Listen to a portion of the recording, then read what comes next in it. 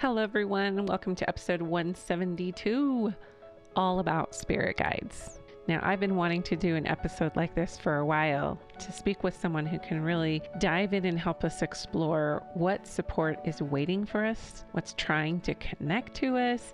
And no matter what your belief system is, I think most people have some intuitive degree of knowing that there's something else out there that maybe has their back or is trying to get through to them. And we don't know who, what, when, where, how, why, whatever, oftentimes. But I think it's just so fascinating that there are some people who have a clearer sense or even a knowing of what that connection is and what these spirit guides are here to teach us and show us. So Whitney McNeill is a really fascinating lady. She now lives in Sedona, actually, which is one of my favorite places to visit energetically. But she ended up just becoming certified as a medium and spiritual teacher and mentor, and has helped over 10,000 people connect to their intuition and spirit guides to align with their life purpose and live more abundantly. She's been a guest speaker at the Entrepreneur Experience with Amy Porterfield, Lily Dale Assembly, and the Sold Out Illuminate Film Festival. She's done some film work, some work with churches and on the radio. When I talk to her, she's quite relatable and practical about her approach, because even though she's got these highly connected spiritual gifts and she's done all the studying about mediumship in the spirit realm, she also keeps it very relatable to us so we can have some practical ways and tips to foster our own intuition and connection to the spirit realm. Whitney, welcome to Women Seeking Wholeness, coming to us from one of my favorite places in the whole world, Sedona area, Arizona. So welcome. Thank you so much for having me. I'm excited to have a conversation about spirit and intuition. Yeah, it's so cool because there are many people that are sort of promoting this new way of being in business, like intuitive business, and intuitive parenting and intuitive eating. And so we'll dive into what that means to you, because I know you've been teaching this for a while. You have an amazing plethora of resources on your website, and you teach a lot about, coming into yourself. But what I'm really curious about to start with first, because everyone's got a story, is how did the work of spirit guides, how did that become kind of one of your things? How did it find you? I want to laugh, and I probably will, just looking back at how I came to this. So when I was really young, I saw a lot of things that were unexplained when I was growing up. And that kind of sparked my curiosity. Like, what is that? I remember one time I was actually in bed as a child, and I saw this figure in the doorway coming toward me. And I really thought it was a person, like a human person. And I thought it was my dad, just shaped off of the height. And I thought it was a male. And anyway, it wasn't my dad. And I ended up running right through this figure to my mom and dad's bedroom. And I was so scared, and I made them check for footprints because I was super sure that somebody had come into the house. They looked everywhere and couldn't find anything. So I wish at that age, I would have had somebody to tell me, hey, this is, your intuition. This is your spirit helpers coming in. And unfortunately, a lot of parents out there don't have those tools. I think they do more so now. And so the answer was, hey, Whitney, it's just in your imagination. It was just a dream. So I always had that seed planted, and I was curious. And then one day, as I kind of got older, I remember seeing a figure come sit on my bed, and I was in my early 20s. Gosh, how did you not absolutely flip out? Oh, I did. So I was at my parents' house visiting from college, and it was late at night, and I saw this woman with red hair and a pink shirt, and she sat at the edge of my bed. And at the time, I had no idea what to say, or I had no idea what to do. And I screamed and I said, "You're dead, go to the light." Wow. I didn't know what else to do. So I shoved the covers above my head. And from that moment moment on, though, I shut everything down. And that means I shut my energy down. I shut my chakra system down. I shut my intuition and my spiritual guidance down. So what happened then fear. is, it was because of the fear, right? It was so much fear because I didn't have the education. I didn't have the knowledge of what it was. I didn't have a mentor. And unfortunately, in a lot of religions, we're taught that that's bad or that's evil, or movies, the movies come up and we're taught that, this is kind of spooky stuff and people get really afraid of it. And I was also afraid of it. And the only education I had was watching TV shows about this. I thought, I'm just going to tell them to go to the light. I don't know what to do. Yeah. Well, in my religion of origin, Mormonism, I cannot tell you. Yeah, I was in my late 40s, early 50s. I'm 53 now.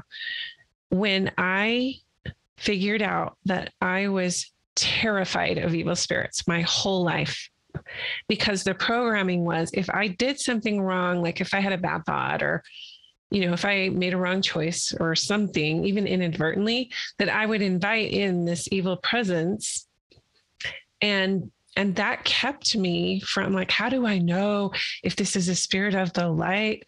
If this is, a person, let's just say that wants for my good, or something that's trying to sabotage me. And for so many years, there was like, all these myths and things like, well, if you ask to shake their hand, they won't shake your hand if they're not of the light. And there were just all these myths and legends and things circulating in my head culturally for my religion that I really, like you said, to some degree, I sort of shut down. Like, I don't want to invite the wrong thing. So I think I'll just not invite anything from the other side, because then I might be deceived or whatever. I don't know if you had similar programming. It was a thing for me for so long. Absolutely. And I think that's one of the biggest things that holds people back from really accessing their intuition and their spirit guides guidance is fear. And for me, I thought, oh my gosh, the same thing. I did not want to invite something that was bad. How do I know that this is good? How do I know that this is not good? And for somebody who's already sensitive, it's like another job. I thought, oh no, like I need a filter. This is too much to discern. Mm-hmm. So I just, for years, shut it down. And that led me to not making choices that were for my highest good, because I was disconnected from my own energy. I was disconnected from that inherent, innate, intuitive ability that I was born with, because I refused to listen to anything that didn't make logical sense.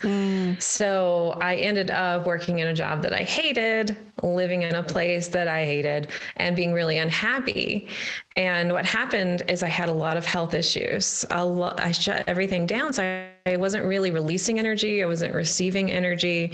And I could not walk from my bed to my bathroom without resting. That's a short span to walk.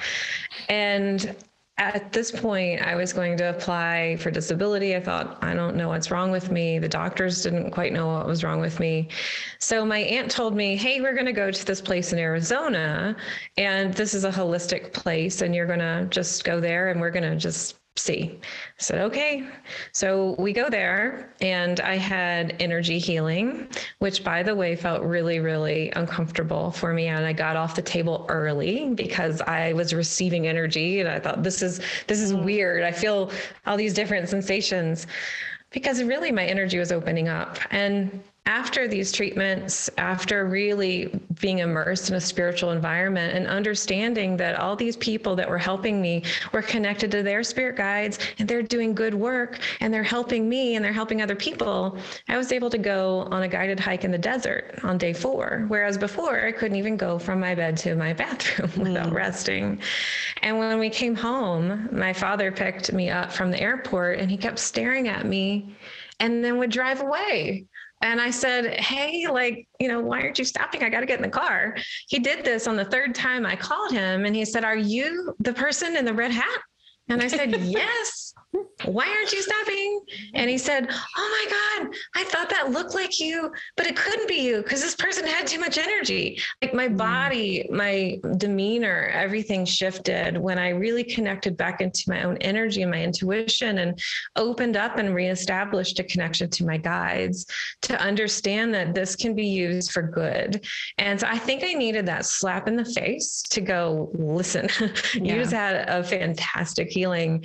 And these guides, your energy, your intuition is here to guide you in a positive way. And then it can guide you on your path to help others. So it's a long story, but that was an impactful moment in my life. I want to come back to the lady with the red hair and the pink shirt. I felt so I got bad. freaked out by that. What did you find out around that? Was it good? Nefarious? Was it? Yeah, it was nefarious. It was one of my spirit guides, but I did not have any kind of understanding or, let's say, education in the field of knowing what that was. And so I had been inviting and I had been welcoming of spirit, so much so. But what happens is sometimes we say, I'm ready, let's do this, I can't wait. And then when you see a spirit come in, it's like, oh my gosh, this is too scary. I'm going to shut the doors forever. Yeah. So that's when I tell people that learn from me, hey, we're going to do this in a way so that you don't run away really fast and shut the doors for years. It was one of my guides. Typically don't see. So the fact that you have that gift is amazing, because that's very atypical. I mean, I remember going through a season where I would pray to see, and then I prayed not to see. I'm sure God's like, I'm going to just let you figure it out. Like, do you really want to know? Because if you actually want to know, I went to, do you know who Dr. Joe Dispenza is? Mm-hmm. Okay. So my husband and I went to his, week-long advanced meditation retreat in Mexico earlier this year. And his whole thing is about accessing the pineal gland, like opening up your heart field, the frequency of your heart, and opening, that energy field, and then having, brain and heart coherence, and then moving the energy up the cerebral spinal fluid from your lower centers and breath, and locking it up into the pineal gland and holding it there as a means to really have kind of this, I don't know, people have all kinds of experiences going dimensional travel and all these things that you can do without psychedelics, really. And so it was fascinating to be with 1,500 other people who are kind of trying to figure it out. Some of them are more advanced. Some people were having amazing experiences.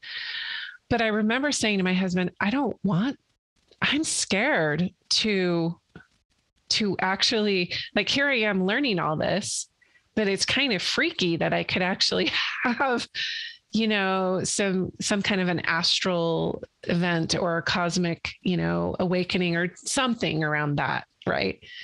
And then we decided together, it's like, yeah, maybe we have been sabotaging ourselves because we're putting this in a box. But it's not. It's the whole point is to get out of that box and allow that energy to take you and teach you. But it's freaky. Like, it is freaky. It can be.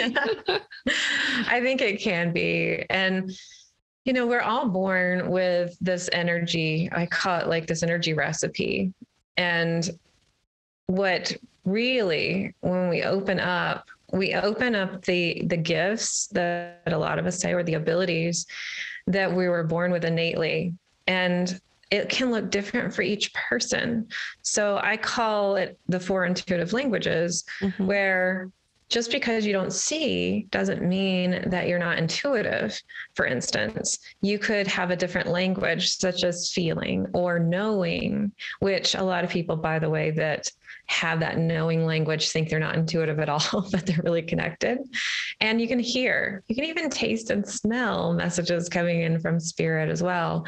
So sometimes people who are not wanting to see, perhaps that is not one of the languages that they were naturally born with. And so they can open up, I'm thinking of it like a flower as a bud opening up, with their natural energetic language, which is perhaps feeling or maybe hearing or knowing.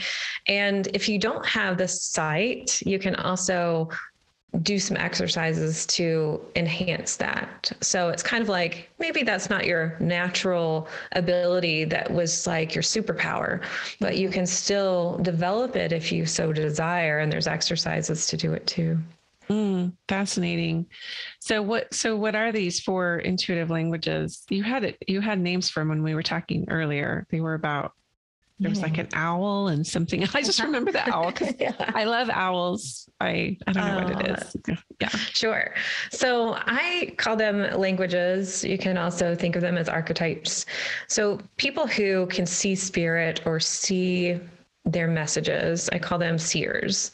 So for instance, if you're a visual learner, I am, like I have to read things, I have to see the things. Yeah. Then it may be that that is one of your more natural abilities is sight, whether you are open to it or not. Most likely, if you're visual, it's there. So when people meditate or they're asking for answers, they can see colors like in their mind's eye. Sometimes they might see colors with their eyes open. They may see a moving image, and perhaps they may see an image of a face. If you're a dreamer and you wake up and you feel like the dreams were lots of color and you remember the people, then that's a great indication that that channel is there for you to access and that channel is there for you to open. And a lot of times with seers, color is a big deal. It's like, what am I wearing? Color is a big deal. Or maybe color's too much and my eyes need rest. So there's a lot of things that go on, and it's just how your energy is built. So if you think of, if I'm in school, how do I take in information? If it's through visual learning, then knowing that that's really designed for you too, to see spirit as well. Then there's the owl. The owl is hearing messages. And one of the biggest, I would say, complaints that people have is they'll say, oh my gosh, Whitney, I don't know if this is me making this up and talking to myself, or if this is an intuitive message. I think I have a lot of that. I hear things. I hear dead people. Just kidding. It is an interesting sort of practice to just decipher where these voices are coming from versus just mind chatter. And it's like, was that just... And I feel like if I have one of them, maybe that's why I like owls. I didn't know they were good at hearing. I love that. So with owls, it's this place where you can definitely hear a message like it sounds like I'm talking to you, but most of the time it's your inner reading voice. And the trick is when it comes in super fast, you know, it's an intuitive message. Another thing you can do, which is what I encourage everybody that works with me, is, hey, we need to look at clearing your mind before you receive intuitive messages and create space in your day to talk to your spirit guide. So, you know, whatever's coming through in that 5 to 15 minutes is intuitive. And the more you build this muscle, the more you build your intuitive language and you really feel strength in it, the more you're going to recognize when it's intuitive versus when it is a thought. But normally what happens, let's say you're asking a question and you're saying, I'd love to know the energy around XYZ, for instance. Well, your spirit guides give you messages through your intuitive channel. So if you're hearing, the answer is going to come in before you've even asked the question. It's energy. So we have our thoughts that go out as energy. Like a precognition thing, like before you can even contextualize the language around what you need, the answer's already coming through. Yes, because it's in your energy. So spirit operates through energy. It's already in your energy field. And it's just this energy that you send out with the intention that they hear it, versus before your physical body, your brain has time to figure out the words to put it, the energy's already there. So it's more so, oh, we've got it, here's the answer. And then it comes in your channel really fast before you've even said anything. So really developing that. And owls tend to talk to themselves out loud. They might be verbal processors. They may need a lot of quiet. I love that. I just had to throw that in me. It's the only sound I know they make. But I mean, absolutely. Yeah, I love this. Have you heard of echolocation that bats do? that kind of reminds me of what you're saying about the energy, is that they can throw sort of their, I don't know, their hearing or their whatever, their voice even, and their signaling out, away, outside of them. Yeah. And we are signals. We are like just receiving signals. That's all we are, is a signal. Well, we're more than that, but you know what I mean? Energetically, we're bringing that in all the time. Right. Absolutely. I say we're antennas, right? It's like we can emit energy, but we're receiving all the time. And you can increase that sensitivity of your antenna. And for those out there listening who are really super sensitive, you can actually reroute it, or you can even decrease the sensitivity as well, which I always say, let's try to reroute it first if it's like too scary. So let's say that you were a seer or you are an owl and you are like, I don't know. You can work to reroute it as a feeling or reroute it as a knowing in your body that comes into. Oh, cool. I like that idea. So, okay. So we've got a seer, an owl, and then the empath. I think a lot of people are familiar with the empath. So the empath feels their messages. So a lot of times, I think the more traditional route is we will think of the gut feeling, such as this is a strong yes, or this is a strong no. The problem comes in when empaths haven't had any real training, and they are like, is this my energy or is this somebody else's? Or, you know, is this my anxiety or is this my intuitive feeling? So really strengthening and getting to know your own energy is going to be really important as an empath, because a lot of time empaths will pick up more or give great advice to somebody who is connecting with their energy versus they don't necessarily connect with their own energy as much in the beginning. Usually it's just naturally they're here kind of to merge, to understand. So really strengthening the energy boundaries within who you are is helpful.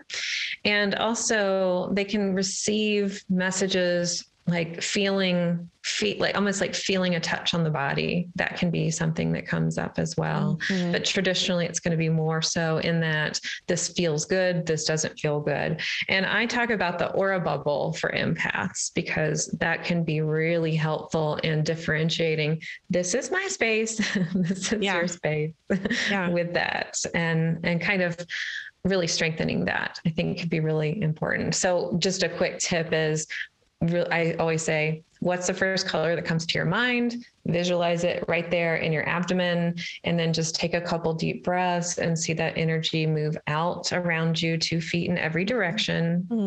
And then on the outer edges of that colored energy that's 2 feet around you, just imagine a filter there so that good stuff comes in and it's breathable fabric, but heavy stuff can't come through. Cotton. It bounces off. Yeah. So my 3 older kids are now in college.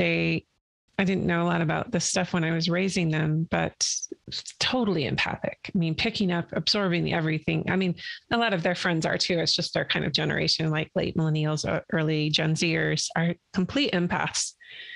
They're like sponges, like absorbing all of the stuff around them, and they feel so deeply. So would you say that an empath is maybe they're not seeing or hearing necessarily so sensitively, they're just feeling it in their body? Absolutely. And being affected negatively sometimes. Yes, I really see that. I have friends with children, and I've seen just in that generation, there's just so many empaths, and it can be helpful. I think this world needs more sensitivity. But also I think that we need to be teaching how to navigate the world with that sensitivity as well. Absolutely. So absolutely. And someone can have multiple intuitive languages, but generally speaking, there's one primary, and there could even be 2 that are close tied together. But sometimes we just have one, and we're just so entranced with that one that we don't even recognize the others that are there. So yes. Well, it makes me think about what you were saying earlier, because you're probably, in addition to being a seer, you're an empath. So, you had this experience of your spirit guide coming, and then you just kind of shut everything down. And that's what empaths do. They they get so like, it's better to not feel anything than to feel everything. They numb out, Yeah. they go into substances, or they just disconnect, and go into depression, anxiety states. And that's also what we're seeing at large, is just this almost like a plague of depression, anxiety from empaths. Absolutely. My husband is an extreme empath, and he's worked on this, but he would just shut people out. And he'll definitely tell that story because it was like, I don't want to feel anything because I feel it too deeply. So it was really this place of, how do I extend and have a balance of both? Because I think that we forget sometimes when we're shutting everything out, we're shutting off that part of ourselves that we need to listen to, which is part of the story I shared where I shut everything out. Mm-hmm. It's like air. And when you're shutting out energy, you're not breathing. You're not really breathing in and feeding that spiritual part of yourself and that emotional part and that mental part. We need that. It's like soil of a plant. And what are we planted in? Are we nurturing the soil? Yeah. And for an empath, at least my experience, and I believe I am, and I had that too from a very young age, I could feel people's intentions when I was little. So just to give you an example, I have a sister a year older and a sister 2 years younger, and we were all super close, and they didn't have that radar. That's nothing. I mean, they were very spiritual and very, very gifted. But I think there was this like discernment I had from a little girl where I would be distrustful because I could feel the intention of the person in my space. I could discern their light level and their intention. And my sisters were just like, oh, like, let's just love everyone. And anyway, I just wanted to bring that up because it's not something I honored in myself. Like, for instance, sitting in church, I would hear something like a dogma, and it would just land in me like, ew, like that doesn't connect. That, and for so many years, I bypassed over that in favor of just, keeping the peace or whatnot. So yeah. It's a thing. It's a thing for empaths. This is definitely a thing. And, one thing I say to people who feel like I'm not intuitive at all, I'll talk about the channeler in a minute, but what did you feel when you were a child? Just like you shared, going back to that's a language. And then what happens is we shut that down because it's not necessarily tangible. It's not something I can hold in my hand, or it's not being nurtured and not being fed. So we just kind of disassociate that from who we are, which I'm glad that you reconnected, and I hope so many others reconnect out there to their intuitive language too, because we can just sense, and it's just, we're born with it. Yeah, and we need to nurture to learn. And I feel like that's a very feminine, energetic response, right? Even in, it's not gender specific, but like just coming into your feminine and honoring your knowing. I think it's becoming more and more, people are talking about it more, like honor your knowing. But that's part of that piece where it's like, oh, well, I can trust this intuition that I have. I don't need to defer to an exterior authority. I can have that. And I think we're trying to claim that, especially as women. And it's, the struggle is real, for a lot of us to claim that. Yeah. It is. And then when we communicate it to others, I think that's a struggle. My husband and I have worked on this throughout the years, but when I say, he'll ask me a question, or I just say no, and he'll say, why? And I felt like I had to prove, well, because of this logical reason and this logical reason. And it took a while to realize, even when you communicate, I don't know why. I just know it's a feeling, or I just know that's the answer. That's what it is. And the more that you start communicating that and listening and trusting, the more you yourself will see the validation of why you did it later. Yeah. But it's like a breadcrumb. It's like Spirit's giving you the intuitive breadcrumb, and you're not going to know the entire outcome. You're just supposed to find the breadcrumb. Yeah, exactly. Yeah. Okay. So what's the fourth one? So we have seer, owl, empath. The channeler. So the channeler, I love talking about the channeler. It's some some channelers think they're not intuitive. This is why I like talking about it. The channeler, though, is so connected to their intuition by their body. So channelers can have a knowing where something just pops into their mind and they just know, such as, oh, I was thinking of Sarah. And then you hold up your phone and there's Sarah. Or perhaps you just know something to be true. I remember a couple of instances. One was, our family was interviewing to adopt 2 dogs. And this was from a rescue organization. So you have a visit, you have to fill an application, and these are highly sought after dogs. And after the interview, they said, okay, we have other people we're going to see, but we'll get back to you. My mom just went straight to the pet store and started buying all the toys. And I said, what are you doing? Like, we don't know we have these dogs. She's like, oh, they're ours. She just starts buying them. Like, it's what it is.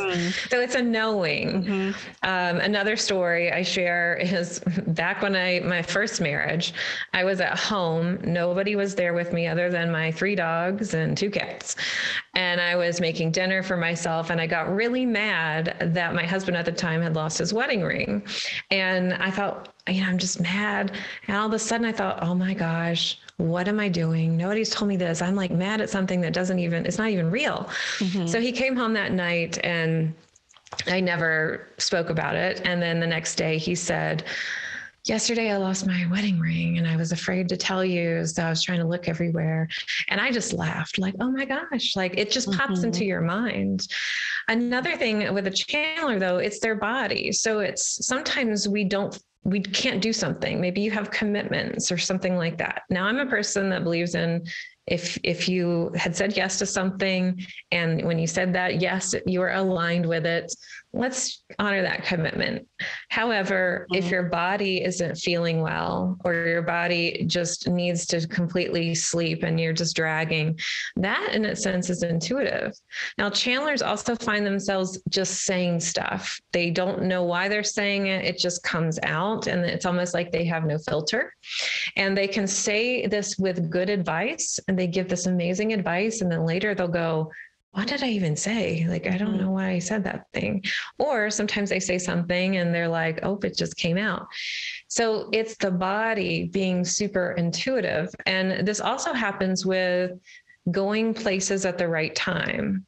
So for some reason, let's say that they have an appointment. This happened with us. We had somebody we would have loved to run into. It was one of our mentors in Sedona, and it was my husband's birthday, and we had plans, but we just kept getting delayed over and over and over. And so we were late. And I said, well, honey, do you want to go do this or do you want to go to dinner? And because we're not going to be able to do both, we'll have to eat something quick. And all of a sudden it popped into my head. I said, let's go to this place. And it was a place that he didn't really like, but he said, yeah, let's do it. And we did it and we ran into that mentor. Oh, really? So it was just more so that knowing and your body taking you there. So a lot of times people think it has to be outside of you. It has to be external. I have to see, I have to hear, I have to feel, versus channelers. It's inherent and it's like, it's not coming in from anywhere else but themselves. It's more so my body is reacting this way. I said this thing and I know this thing. And truly our intuition is within us anyway. It's just more of how it's generated. We're so used to the different senses that it's weird in a sense when we try to just trust what we've been doing naturally for years, not realizing it's intuition, but it is. Exactly. So it's more so your body and listening to that body.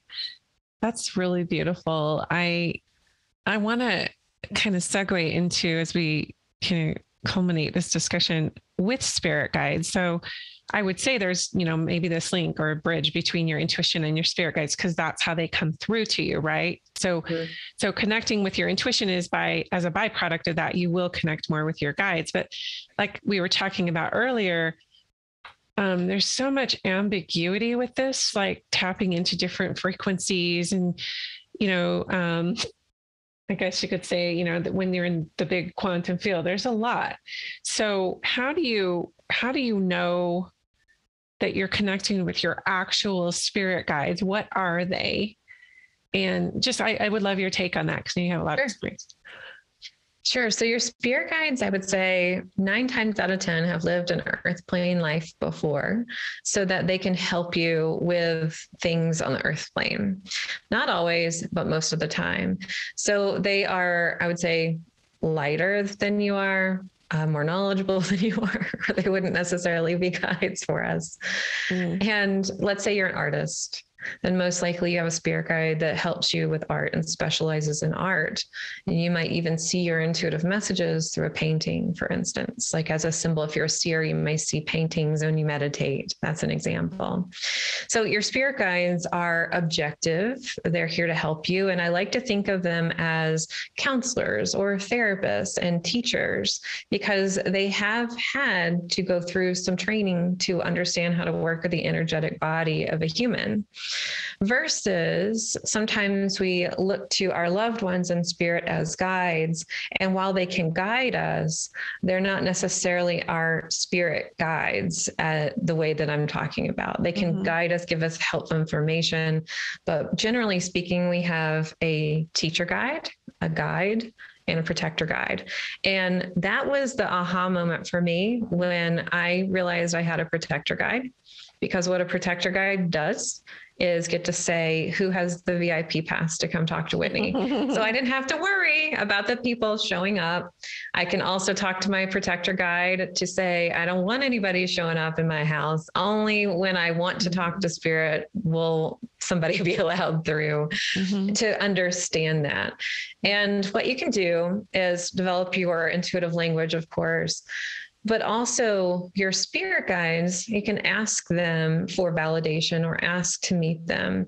So with your guides, for instance, before you fall asleep, you can ask, hey, I'd like to get to know you a bit more. I'd like to go on an astral visit with you, or let's have a dream. I'm doing air quotes kind of here, with getting to know you a bit more.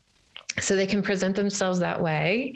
They can also, what I like to say is, make 5 to 15 minutes every day to talk to your guides, and just set the intention. I'm clearing my mind, and whatever comes through during that time is going to be intuitive.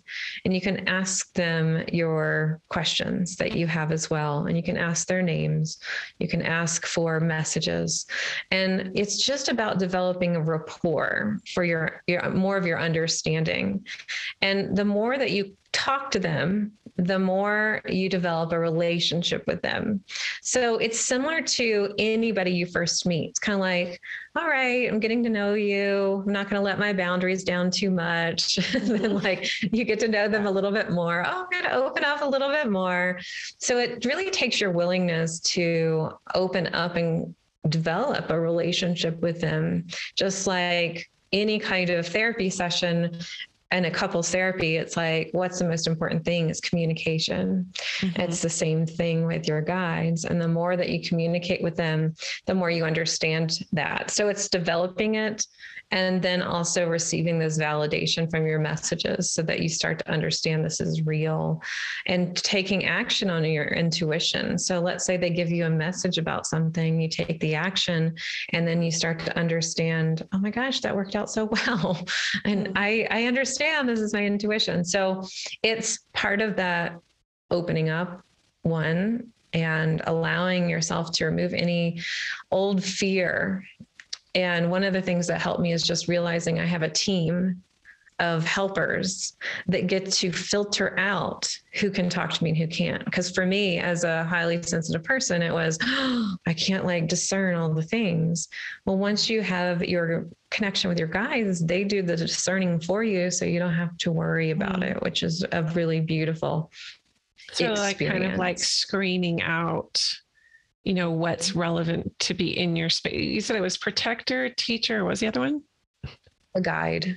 Okay. So they will kind of guide you with your intuitive hunches, and guide you to the people that you need to meet, guide you to a situation, opportunity.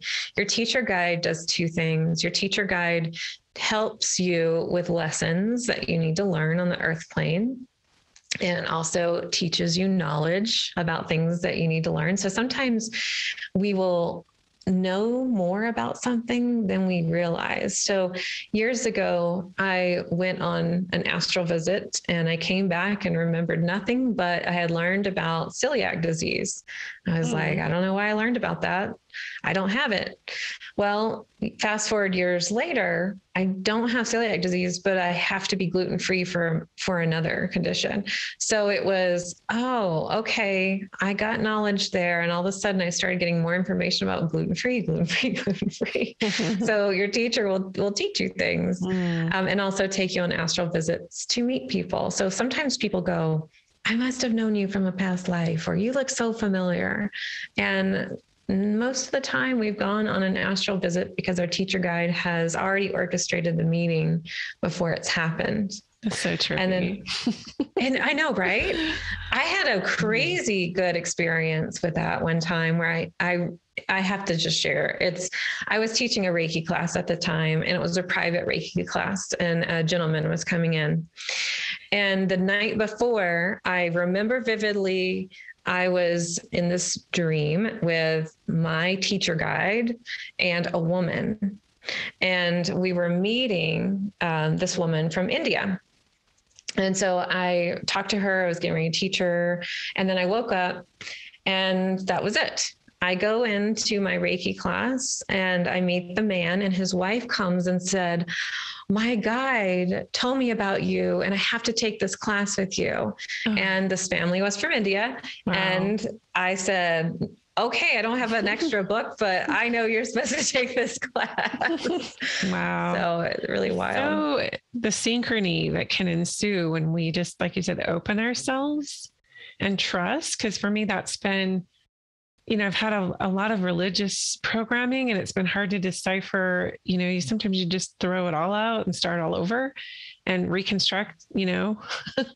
and especially things of the spirit, because they are sacred. And, so anyway, I know that that's still a work in progress for me to sort of define that for myself and allow myself to be more open to these good influences that can guide this process of what is my life. Okay, cool. Well, yeah. So the top 3 ways to connect with your guides, and then we'll kind of wrap that up. We may have already covered it. The top 3 ways to connect to them. I also wanted to say too that, one doesn't have to give up their religious beliefs to work with their guides either. Oh, absolutely. And your spirit guides can work in tandem with your beliefs. I think that's one of the questions I get is, well, I have to completely, look at a different way. And I'm like, they're just a complement to what you already have in place as well. They can be with that. So top 3 ways. One is to develop your 4 intuitive language. So developing your intuitive language, that's going to be absolutely key to doing that. Number 2 is be consistent and meet with them every day. And sometimes people are like, oh my gosh, conditions have to be right. I have to, sage the house, or it has to be super clean. I have to be in a super meditative state. Everything has to be quiet. Yeah. I have to meditate for hours. And so I'll say, no, you don't. Just reserve 5 to 15 minutes each day and talk to them. You can talk to them out loud, like I'm talking to you, or you can do it with intuitive thought. You can talk to them in your mind with your inner reading voice with the intention that they hear it. A lot of times we just assume our spirit guides know everything, and they don't. They won't read our mind. We have to actually communicate with them just like we communicate with people in a relationship, and then receive those messages. So consistency is going to be really important. And number 3 is going to be really make a point to clear your mind and really allow yourself to be. So meditation is great that's a way to clear your mind, but I have a couple tips that you don't have to, you can just do it in 5 seconds. So one way is one of my favorites is to imagine that you are having a chalkboard in front of you and all of your thoughts are written on the chalkboard. And you just take an eraser, and this kind of taps into every intuitive language. So you could literally take the eraser in your hand and just do this, but you can also really hear that eraser erasing away all those thoughts. You can see it, you can feel it, and by using your body, it's channeler. So it's more so once that is completely clean, intending that your mind is also clear as well. So that's a really quick, easy way to clear your mind. And I love sharing other ways to do that too, because sometimes we think it has to be hours, and it's like, nope, let's just do it really quick. And that right there keeps us from that, right? It's just, yes, the tangible's right in front of you. That's the like next thing that needs your attention. And that's where we put our priority. And oftentimes it's like, I don't know if this is doing any good. I'm sitting here meditating, I'm praying, I'm doing these things, and I don't know if I'm just talking to myself or what the deal is. So for me, trust is a big, big part of that. The trust, that I am being heard, and that absolutely I'm being validated and noticed. Well, absolutely. Validation is really key to trusting. So there's a couple ways you can do that too. The more that you have these meetings with your guides, what I like to say is write it down, or you can write it on your memo app on your phone, or do a voice memo as well. And you can refer back to it for that validation. Mm-hmm. You can also have a partner. And this is one of the things I do in my programs is we'll go ahead and assign partners and get on Zoom. And it's really nice to have a validation with intuitive exercises there. So maybe you have a friend that you can really say, okay, let's do this exercise together. I'm just going to, clear my mind and start giving you whatever's coming through. And that person can help validate that experience for you too. So there's a couple ways to do it if you don't know anybody that's into this, or if you want to validate it with yourself. Yeah. And having a tribe, I think, that can do that for you is huge. Oh my gosh. Yes. Thank you, Whitney, so much. This has been really fascinating. Where can people find you online? Sure. So you can find me on any social at Messenger Spirit, or you can go to my website at messengerspirit.com. And there's a quiz on the website to help you find your primary intuitive language. Ooh, I'm going to go take it. Yeah. The owl is really speaking to me. It's fun. It's messengerspirit.com/quiz. Perfect. Well, thank you so much for your time today. Yeah. Thank you so much for having me. Thanks for listening. And remember that you can trust your inner guidance. Everything that we're searching for out there is already inside of us. That's the way the spirit communicates. It's where the mystery, all of it communicates. It has to happen within us. That's the only way it can reach us. I love the idea of accessing that and eradicating the fear that exists around that connection, being afraid of the spirit realm. Typically, it's because of a fear of being overcome or deceived, but largely it's just a general fear of the unknown. And we've been programmed to fear the unknown. And when we don't honor that inkling within, it can create a type of paralysis that keeps us from really uniting deeply to ourselves and the positive spiritual support that's waiting to connect to us. Speaking of connection, I hope you stay connected to me on Instagram, Sheree.Burton, as well as asking to join our private Facebook group, Women Seeking Wholeness. Have a glorious week, and we'll talk to you next time on Women Seeking Wholeness.